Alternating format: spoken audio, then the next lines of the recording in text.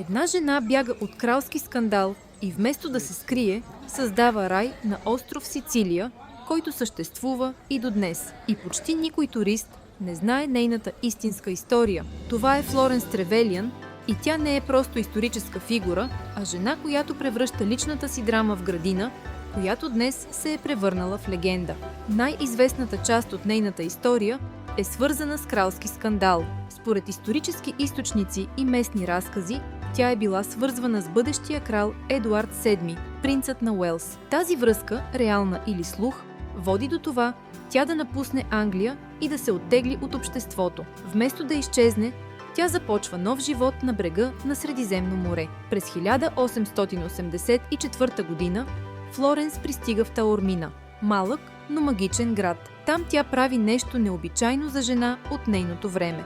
Купува земя, създава градини и започва ботанически експерименти. Тя се влюбва в дивата красота на Сицилия и създава английска градина в средиземноморски стил. Кадрите са точно от парка на леди Флоренс Тревелиан, известен още като Виля Комунале ди Таормина, едно от най-магичните места в цяла Сицилия. Тук природата, историята и човешката драма се преплитат в едно. И това не е просто градина. Навсякъде из парка ще видиш странни каменни структури.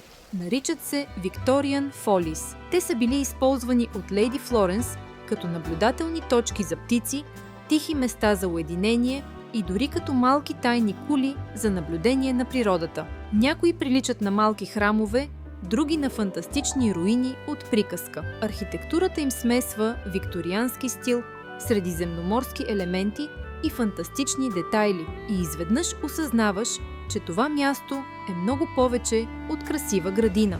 Сред цветята, палмите и спокойствието стоят истински военни мемориали, посветени на италианските войници. Едно от най-неочакваните неща в този парк е миниатюрният модел на подводницата Ал Маринарето.